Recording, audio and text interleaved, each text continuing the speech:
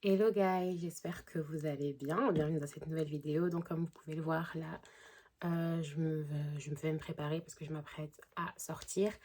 Et je me suis dit que ça pourrait être sympa de faire un petit chit-chat get ready with me. Et de vous parler un petit peu de comment j'ai réellement rencontré Dieu. Parce que ouais, je pense que beaucoup d'entre vous savent, en tout cas si vous avez déjà regardé plusieurs de mes vidéos, si vous me suivez, je suis née dans une famille chrétienne, j'ai grandi dans une famille chrétienne. Mais c'est pas parce que je suis née dans une famille chrétienne en fait que j'ai toujours été chrétienne. Et du coup, je me suis dit que ça pourrait être peut-être intéressant de vous raconter comment j'ai développé ma relation avec Dieu. En fait, à quel moment vraiment j'ai fait ma rencontre, ma véritable rencontre personnelle avec Dieu. So, let's go! Du coup, là, je commence. Donc, j'ai hydraté mon visage, j'ai fait ma skincare et je commence mon make-up. Donc, comme je viens de le dire, je suis née dans une famille chrétienne. Beaucoup d'entre vous le savent, mon papa est pasteur, même si mon papa n'était pas pasteur quand je suis née.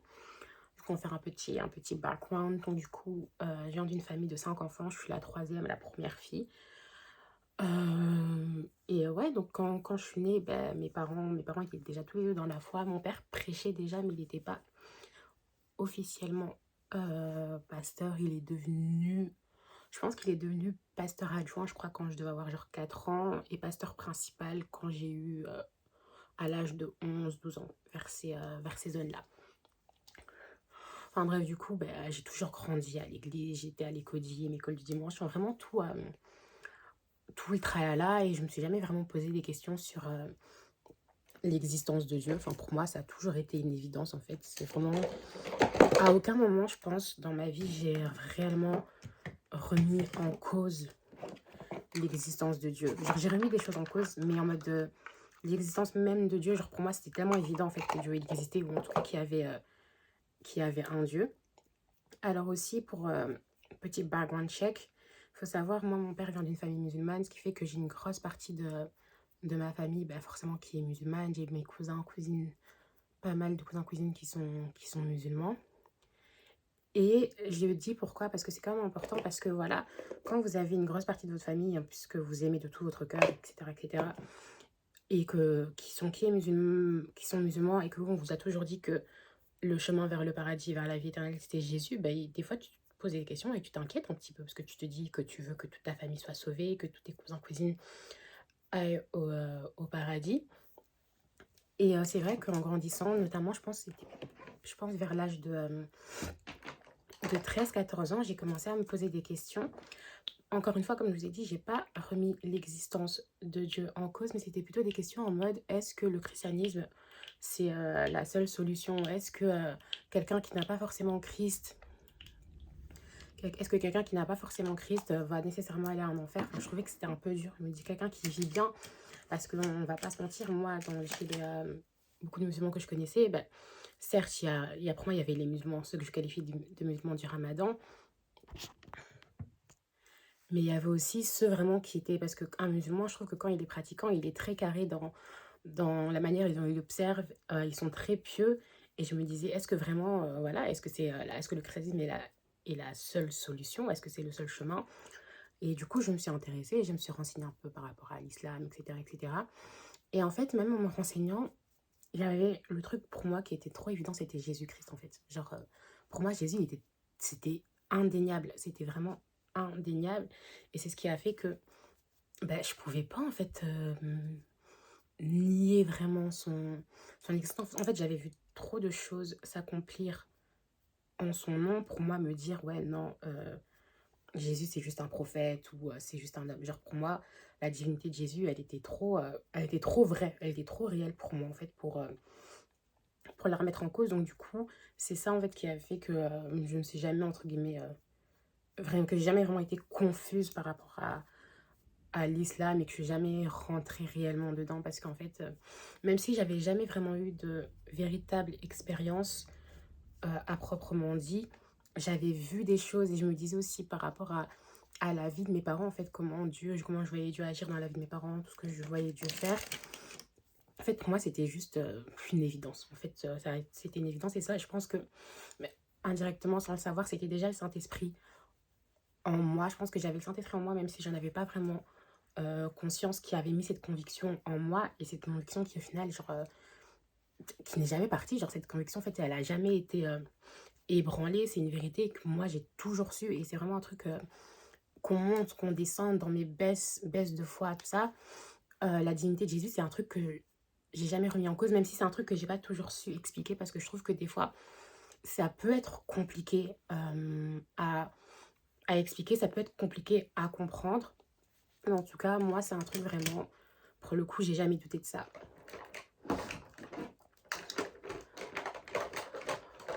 Donc voilà, donc ça veut dire que ouais, très tôt, je me suis dit que j'allais rester dans le christianisme de toute façon, et que pour moi, c'était le chemin, même si j'étais pas persuadée que c'était le seul chemin, mais pour moi, en tout cas, c'était le chemin.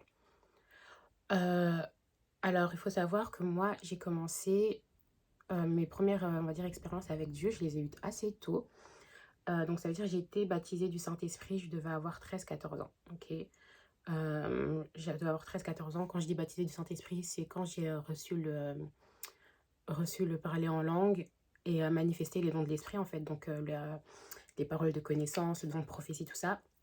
J'avais 13-14 ans, et je vous avoue que j'ai exercé, mais c'était vraiment en mode, j'étais un peu extérieure à tout ça. C'était vraiment en mode, à ce moment-là, pour moi, c'est vraiment comme si quand ça se passait, j'étais genre vraiment extérieure à mon corps. Genre, je me voyais, j'étais consciente de ce que je faisais, mais je ne contrôlais absolument rien. Et je vous avoue, je le comprenais pas forcément. Je le comprenais vraiment pas forcément. Tout ce que je savais, on va dire, tout ce que je savais, c'est que ouais, Dieu m'utilise. Maintenant, qu'est-ce que ça voulait dire concrètement? J'en savais rien. Est-ce que j'avais une relation particulière avec Dieu? Pas forcément. Enfin, genre, vraiment, je priais, entre guillemets, vraiment bah, le soir, avant de manger. Enfin, voilà, des prières vraiment en mode très simple, les prières que j'avais appris à l'écodime. Comme, enfin, nous, on avait une chanson à l'écodime en mode qui disait pour prier. Enfin, vraiment en mode. C'était vraiment ce genre de truc. Et je peux pas dire que j'avais vraiment une relation euh, d'intimité avec Dieu. Genre vraiment, je priais parce que on m'a toujours dit qu'il fallait prier. Et on m'a dit que si tu veux... Vraiment, en fait, vraiment la foi d'une enfant, en fait. On t'a dit que si tu veux quelque chose, il faut demander ça à Dieu. Et voilà, mais genre, j'avais pas vraiment conscience de Dieu. Genre, je savais que Dieu, il existait, je savais qu'il était tout-puissant, qu'il agissait, tout ça. Mais dans ma vie personnelle, j'avais pas vraiment cette conscience, en fait, de ce Dieu, en fait, de la puissance de Dieu. Et comme j'avais pas cette conscience-là, ben, forcément, dans ma vie de tous les jours, ben voilà, quoi, c'était sans plus, comme je vous dis, c'était vraiment... Voilà. Et en fait, en gros, cette conscience de Dieu, elle s'est accentuée, ben, comme je vous ai dit, parce que j'ai eu les dons spirituels. Mais même là, en fait, c'était des choses qui m'arrivaient, mais c'était vraiment en mode... je contrôlais absolument pas, quoi. Genre, je savais pas du tout, je savais pas te l'expliquer, je pouvais pas te dire ce que je ressentais. Je pouvais même pas te dire que je me sentais forcément particulièrement proche de Dieu non plus. Moi, pour moi, c'était vraiment en mode, j'étais un instrument, mon corps c'est un instrument et Dieu fait ce qu'il a à faire. Et au début, sans vous mentir, je trouvais ça c'est cool, enfin ça me dérangeait pas, notamment la partie prophétie, tout ça, je trouvais ça grave cool. Parce que genre, je voyais vraiment des trucs et je trouvais ça vraiment super, enfin je trouvais ça cool. Je trouvais ça cool et je me prenais un peu comme, enfin, pour phénomène Raven, entre deux grosses guillemets, mais vraiment pour dire à quel point pour moi, j'avais pas conscience des dons. J'avais vraiment pas conscience des dons spirituels. Et genre, pour moi, quand ça arrivait, ben, je trouvais juste que c'était cool, quoi. Et voilà. Et après, le truc, c'est que on a aussi beaucoup prophétisé sur ma vie en mode, ouais, que je serais mon Dieu, une servante de Dieu, etc., etc., que Dieu allait m'utiliser dans certains domaines et tout, et tout, et tout. Et voilà, enfin, moi, au début, ça. Enfin, voilà, quoi, genre, amen. Vous voyez, amen. Mais genre, vraiment, comme je vous dis, j'avais pas forcément conscience de. Je réalisais pas, en fait, l'ampleur de ce que c'était de servir Dieu. Enfin, je réalisais pas l'ampleur de Dieu. Et du coup, comme disait ça, on me disait amen et tout. Et en fait, le truc, c'est qu'à partir de là, on a commencé aussi à me parler genre de combat, de mes fréquentations, que moi, je pouvais pas fréquenter n'importe qui, parce que voilà, je devais servir, nanana. Et je vous avoue que quand on a commencé à me parler de combat, j'ai un peu décroché, dans le sens où j'étais en mode, ouais, d'accord, genre, c'est cool de prophétiser, tout ça, tout ça. Je disais donc, ouais, prophétiser, tout ça, je trouvais ça cool, mais ouais, les histoires de combat, personnellement, ça me parlait pas trop. Genre, j'avais pas envie, en fait, tout simplement. J'avais pas envie, et surtout, en fait, je réalisais pas l'ampleur quand on me disait combat et je vous assure que j'ai vite commencé à réaliser. Et à mon petit niveau, je commençais en fait à avoir des choses. En fait, je sentais que en fait, effectivement, c'était pas des blagues. Genre, des fois, je recevais des attaques frontales, que ce soit dans mon sommeil, etc., etc. And I was like, non, en fait, vous savez quoi, c'était très cool le temps que ça a duré, mais moi, je suis bien comme je suis. J'ai pas envie d'être une paria, j'ai pas envie de... Non, enfin, voilà. Vraiment, c'était vraiment sans façon, quoi. Et puis, mais les dons de l'esprit aussi, c'était bien. Puis ça a commencé un peu à devenir beaucoup. Je trouvais que c'était devenu beaucoup à gérer, je trouve, pour l'âge que j'avais. Dans le sens de, ben, vous voyez, j'ai commencé, en fait, tu vois, ouvert mes yeux spirituels assez tôt. Et non, ça me plaisait pas. En toute sincérité, ça me plaisait pas plus que ça. Et j'étais en mode, ouais, non, en fait, non, merci. Et puis aussi, genre, je me rappelle un truc qu'on m'avait dit, enfin, en mode, bah, comme justement je manifestais tous ces dons, tout ça, tout ça, tout ça, on me montrait un peu, ouais, genre, ouais, prenez exemple sur Ori, elle est sérieuse dans la prière, et nanana, jusqu'à, il y a une fille qui était un peu plus grande que moi, elle est venue me voir en mode, ouais, donc toi genre, on va nous faire croire ici que toi, t'es meilleur que nous, nanana, genre, tu cherches quoi? Elle m'a dit ça un peu sur un ton de la rigolade, mais on voyait qu'elle le pensait réellement. And I was like, pardon, pardon, hein, je suis une adolescente. La vie est déjà assez dure comme ça. Il faut se faire accepter, tout ça, tout ça, tout ça. C'est pas pour qu'on me rajoute des combats sur ma tête et qu'on me fasse passer, moi, pour une meuf qui est meilleure que les autres, entre guillemets. Et en gros, enfin, il y a tous ces trucs-là et j'étais en mode, ouais, en vrai, donc du coup, ces histoires de, ouais, les prophéties, tout ça, c'est bien gentil. Mais en fait, moi, je n'ai pas demandé tout ça. Moi, tant que je suis au paradis, ça me va. Franchement, moi, tant que tu me gardes une place au paradis, tant que je peux être là. J'ai pas besoin d'être autour du trône. Non, vraiment, moi, tant que juste une place là, même si c'est la dernière, tant que j'ai cette place là, ça me va. Et j'ai vraiment fait cette prière en mode Seigneur, franchement, je t'aime beaucoup. Il n'y a pas de souci, mais on va avoir ces histoires là, d'être mise à part et tout ça, de service, de combat. Moi, personnellement, ça ne me parle pas. Donc, ce qu'on va faire, c'est que je vais continuer de prier, je vais continuer de te servir, hein. Je vais être à la chorale. Il n'y a pas de souci, je serai à l'église tous les dimanches, tous les mercredis, mais ça n'ira pas plus loin, quoi. Genre, non. Genre, vraiment, j'ai vraiment fait ce prière en mode non. Et j'ai même dit, d'ailleurs, cette histoire de voir tout ça, là, je veux plus. J'ai vraiment dit à Dieu, non, ça, vraiment, euh, je veux plus. Je veux plus. Et ça s'est arrêté, mais les autres dons, enfin, mon parler en langue ne s'est pas arrêté, le nom de prophétie ne s'est pas arrêté, mais après, je ne le cultivais pas, donc il n'était pas non plus, voilà, il n'était pas présent de fou malade, comme je ne le cultivais pas, mais voilà, enfin, j'étais vraiment une chrétienne typique, genre, je voulais pas être... Enfin, je pense que j'étais vraiment à ce moment-là, je pense que j'étais beaucoup plus dans la religion qu'autre chose, parce que c'était vraiment, je voulais juste vivre une bonne vie, mais sans être trop mise en avant, etc., etc. Et, euh, et voilà. Et vraiment, voilà. Et j'ai avancé comme ça pendant un moment et ça ne me dérangeait absolument pas. Je le vivais assez bien. Après, il y a un truc aussi à savoir sur moi, c'est que dans mon enfance, j'ai vécu certains abus et que j'avais genre vraiment enfouis. En mode, je les avais enfouis en moi. Alors, je sais pas si c'était ma manière de gérer le traumatisme et tout, mais c'est presque comme si en fait j'avais oublié que ça s'était produit. Mais enfin, le cerveau peut oublier, mais le corps en fait, il n'oublie pas, si je peux dire ça comme ça. Et en fait, ce qui fait que à un moment donné, ces choses en fait que j'avais enfouies ont commencé à ressortir mais en mode dans ma personnalité. Genre, j'étais très triste, très souvent triste, très souvent en colère, enfin très souvent en mode enfin, je sais pas, j'étais très hypersensible aussi, très susceptible. Enfin, vraiment, enfin voilà quoi, j'étais pas nécessairement bien dans ma peau. Genre, en fait, non, clairement, j'étais mal dans ma peau, mais comme je dis, c'était pas en mode de mal dans ma peau, genre physiquement ou quoi.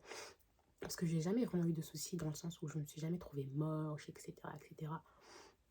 Bien au contraire d'ailleurs, mais ces événements ont fait que voilà, j'avais pas du tout confiance en moi, je me valorisais pas du tout, j'avais l'impression d'être moins que rien. Enfin vraiment, j'avais une très très très très très très faible estime de moi-même. Et à un moment donné, je pense que c'est devenu tellement fort, en gros, que j'ai un peu commencé à être en retrait, en fait, à me renfermer sur moi-même. Et ça, c'était vraiment quand j'étais genre en quatrième, enfin ma quatrième secondaire et tout. J'ai commencé, je sais pas, à oui, enfin, ne plus vouloir fréquenter les gens, à vraiment être beaucoup plus en retrait. J'ai commencé à lire, enfin, j'étais vraiment en mode une meuf de livres, genre je lisais énormément, mais à ce moment-là, c'était vraiment beaucoup des romans, de la science-fiction, du fantastique et tout. Et aussi même dans les séries, enfin, je me suis beaucoup réfugiée en fait dans un peu mon univers. Et je parlais pas beaucoup. Pour le coup, je parlais vraiment, vraiment pas beaucoup. Et ouais, enfin, j'étais juste une ado en fait, mal dans sa peau, mais il n'y avait pas forcément, si on regardait comme ça, il n'y avait pas forcément de raison. Et c'est seulement bien après que j'ai compris en fait que c'était toutes ces choses que j'avais enfouies quand j'étais enfant qui, euh, qui refaisaient surface et qu'il fallait que je traite. Mais sur le coup, quand à ce moment-là, je savais pas du tout que c'était ça. Et ouais, et en fait, je pense que je suis même indirectement tombée même presque dans une sorte de dépression, même si je sais pas si je peux qualifier de ça, mais c'est vrai que je parlais pas, je restais enfermée dans ma chambre, je lisais ou je regardais des séries pendant des heures, j'étais tout le temps triste, j'avais tout le temps... Enfin, je sais pas, c'était vraiment un mood très très down.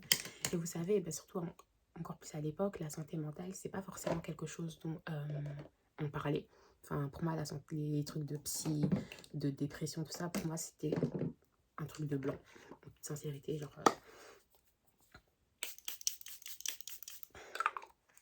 c'était un truc de blanc. Chez nous, il n'y avait pas ça. Non, c'était si t'allais voir un psy, c'est que t'avais un problème, c'est que t'étais fou, en fait.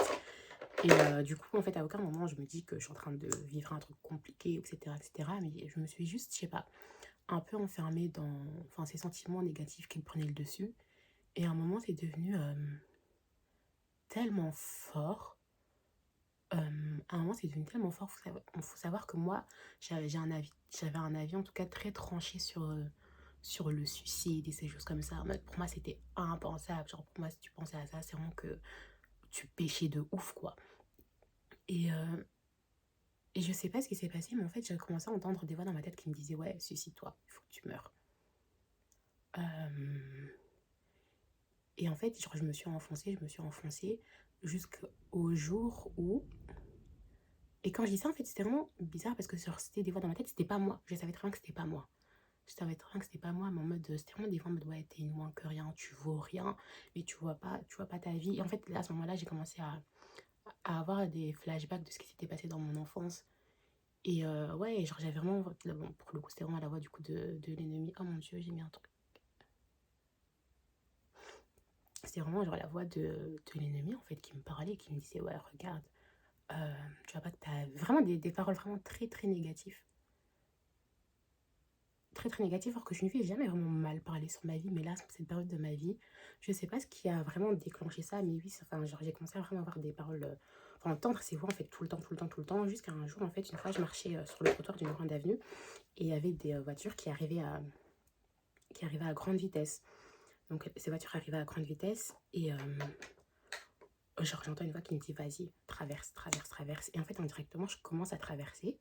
Je commence à traverser au moment où une voiture qui arrive, et je vous dis, je sens vraiment comme si, au moment où je commence à traverser, je sens littéralement des mains qui me soulèvent et qui me remettent sur le trottoir.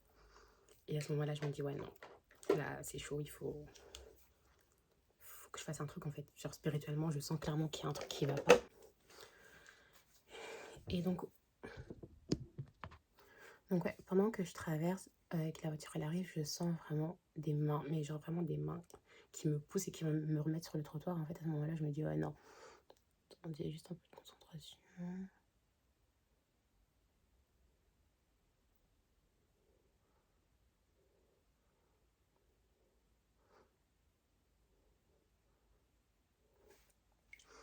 Voilà. Après, il faut savoir, à ce moment-là, je vivais aussi d'autres trucs aussi qui se passaient en parallèle un peu dans ma vie, plutôt d'un point de vue un peu spirituel. Genre, je savais que c'était spirituel, mais voilà, c'était un peu chaud. Mais en gros, à ce moment-là, je me dis, wesh, parce que, pour vous dire, enfin, moi, j'ai jamais voulu mettre fin à mes jours, en fait, j'avais pas envie. C'était vraiment en mode... là, je me dis, ouais, non, c'est chaud. là, faut que je fasse quelque chose. Et je me souviens, j'avais écrit une lettre à mon père et j'avais expliqué en fait un peu ce qui se passait.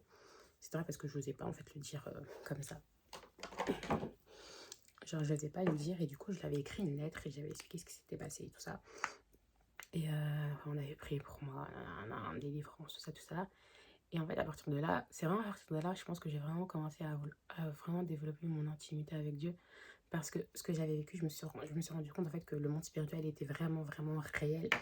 Et que en vrai de vrai, même que tu le veuilles ou pas, quand tu as une étoile, tu vas être combattu. Tu vas être combattu. Tu vas être mais, tellement combattu. Et moi, genre, je le réalisais pas. Moi, je pensais vraiment que moi, je pouvais dire à Dieu, en fait, ouais, non. Moi, je réponds pas à ton appel, en fait, en mode normal. Et, euh, et en fait, ouais, et juste en fait, le fait d'avoir fait cette prière, le diable, en fait, c'est comme s'il m'attendait, en fait, c'est comme si, en fait, il m'attendait au détour. Et vraiment, les gars, quand je vous dis ce jour-là, j'ai vraiment vu la mort. Mais comme je dis, je sais pas si c'était un ange ou quoi qui m'a empêché, en fait, au final, de traverser comme ça. Mais vraiment, pour dire, pour moi, en fait, pour moi, je dis toujours, Dieu, il est vraiment venu me chercher parce que, les gars, vous savez, hein, et ça, on dit toujours que quand vous avez une étoile, le diable, il va chercher à vous détruire. C'est tellement réel. C'est tellement réel parce que si je vous dis les combats que j'ai eu à partir de là, mais en vrai de vrai, genre, je changerai rien parce que à partir de ce moment-là, en fait, c'est là que j'ai vraiment commencé à prendre ma vie spirituelle beaucoup plus au sérieux, que j'ai réalisé en fait que le monde spirituel était réel, que j'ai commencé à vraiment entretenir une relation avec Dieu. Et comme je vous avais dit, moi j'ai toujours cru en Dieu, j'ai jamais mis en doute son existence, mais j'avais pas d'expérience avec lui. Et genre pour moi, en fait, Dieu, ça avait toujours été genre le Dieu de mes parents. Genre je savais qu'il était réel parce que il agissait en fait dans la vie de mes parents, mais moi j'avais pas encore eu vraiment cette rencontre réelle avec lui, j'avais pas encore fait vraiment cette rencontre où je me dis ouais non en fait Dieu tu marches avec moi, mais vraiment à partir de là pour moi ça a vraiment vraiment vraiment tout changé. Et je pense que vous savez, Dieu se révèle toujours d'une certaine façon, enfin à certains, et en fait Dieu va se révéler de la manière dont tu as besoin, tu vois, pour certains il va se révéler être un père, il va se révéler être un confident, enfin vraiment. Et moi, en fait, Dieu, ça touche. Genre, la révélation que j'ai eue, que j'ai le plus souvent eue de Dieu, c'était vraiment celle d'un ami. Genre, vraiment quelqu'un qui est toujours là. Et même dans ma vie par la suite, de toute façon, j'en parle beaucoup dans mes podcasts et dans mes vidéos parce que voilà, ça n'a pas non plus été un long fleuve tranquille. Hein. C'est pas en mode de. À partir de ce jour-là, ma vie a été facile et j'ai toujours une vie de prière constante. Non, non, bien sûr que j'ai eu des baisses de foi, etc. Mais j'ai toujours eu cette relation en fait avec Dieu de comme vraiment un ami, genre en mode vraiment un confident. Enfin, Dieu, ça a toujours été vraiment mon confident, vraiment mon ami, cette relation vraiment d'intimité. Et ouais, ça a vraiment été, je pense que vraiment suivre Dieu, ça a vraiment été genre, déjà, ça a été la meilleure décision de ma vie parce que, vous savez, il y a plein de trucs que j'ai pu vivre dans ma vie et si vraiment j'aurais pas eu Dieu, ça aurait été tellement compliqué. Mais genre vraiment tellement compliqué parce que la proximité, en fait, et même, je sais pas comment vous expliquer, mais même les moments où genre j'étais loin de Dieu, Dieu me manquait. Enfin, mon intimité avec Dieu me manquait. La relation que j'avais avec Dieu me manquait. Genre, je sentais vraiment vous voyez la même sensation, genre, je sais pas, quand vous avez un ami, quand il y a quelqu'un que vous aimez, que vous voyez pas pendant longtemps et que vous sentez ce manque-là. Eh ben, j'avais cette sensation-là parce qu'en fait, j'ai vraiment développé cette relation-là avec Dieu. Comme je vous dis, ma relation avec Dieu, elle n'est pas parfaite. Des fois, j'aimerais.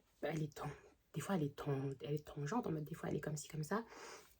Mais ce que j'aime en fait avec Dieu, c'est que peu importe à quel point je m'éloigne de lui, peu importe à quel point je le délaisse ou je le mets de côté, il y a toujours un moment en fait où son appel il va être plus fort. Il y a toujours un moment où c'est lui qui va me faire les choses en sorte que je revienne à lui en fait. Et enfin, je parlais des prophéties. Je sais pas si je peux dire que je suis vraiment dans ce que encore entrée pleinement dans ma destinée, mais en tout cas, je sais que je suis en train d'y rentrer.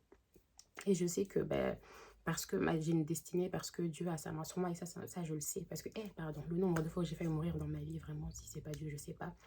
Mais tout ça pour dire que les gars, il faut pas avoir peur de l'appel de Dieu. Il faut pas avoir peur de ce que Dieu a mis en vous. Et de toute façon, un truc que moi j'ai compris, c'est que quand tu as réellement l'appel de Dieu dans ta vie, tu peux faire tout ce que tu veux. Dieu va toujours trouver le moyen de te ramener à lui. Donc ça sert à rien d'avoir peur ou de fuir. D'ailleurs, en vrai de vrai, il vaut mieux éviter de fuir parce que quand tu fuis, c'est là que les problèmes arrivent. En fait, en fouillant, tu vas te retrouver dans des problèmes que tu peux éviter. Et même lorsque tu acceptes cet appel et que tu vois les combats, en fait, je ne vais pas dire de ne pas avoir peur parce que la peur, c'est un sentiment naturel. Mais en fait, même malgré ta peur, aie confiance parce qu'en fait, le Dieu qui t'a appelé, il sait pourquoi il t'a appelé. Et on dit souvent, Dieu n'appelle pas les qualifiés, mais il qualifie ceux qui l'appellent. Et c'est tellement réel. Ça veut dire que si Dieu a mis un appel dans ta vie, si on t'a prophétisé, si toi-même tu as reçu que Dieu veut faire ça avec ta vie, faut pas avoir peur, ne pas penser que tu n'es pas à la hauteur ou ne pas te dire que cette vie-là, c'est trop. Si c'était trop, il t'aurait pas appelé à ça en fait. Il va pas te tenter au-delà de ce que tu peux. Il va pas te mettre à l'épreuve au-delà de ce que toi tu peux faire face.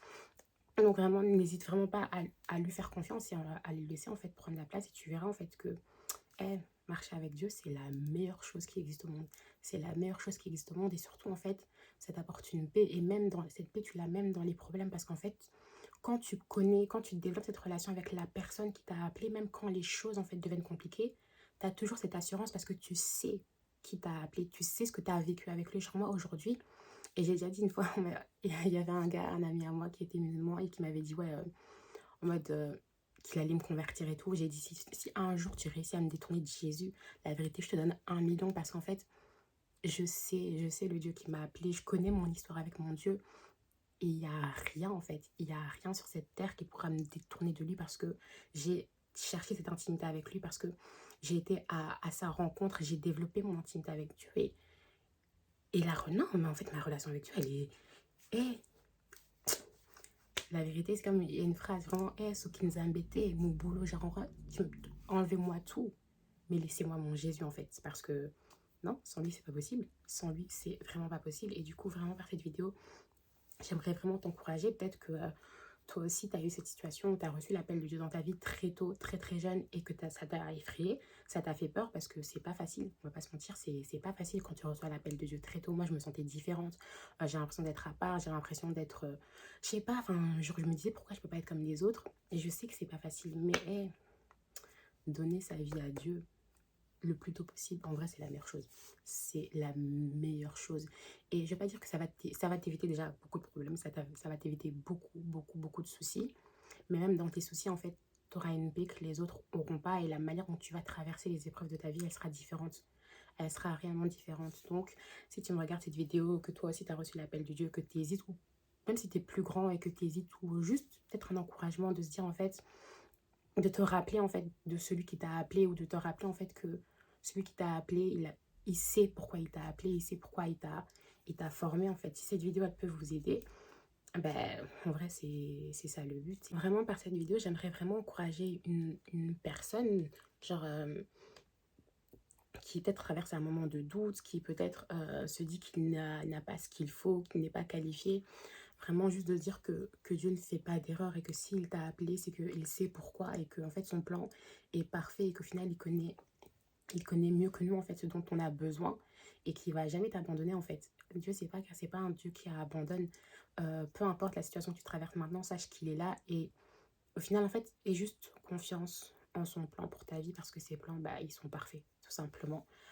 Et voilà, c'était ça pour mon petit témoignage en espérant que ça peut édifier une personne. Et sur ce, ben, moi, je vous souhaite une très bonne journée, très bonne soirée en fonction de quand vous regardez cette vidéo. Et on se retrouve à la semaine prochaine pour une nouvelle vidéo. Je vous fais de gros bisous. Bye.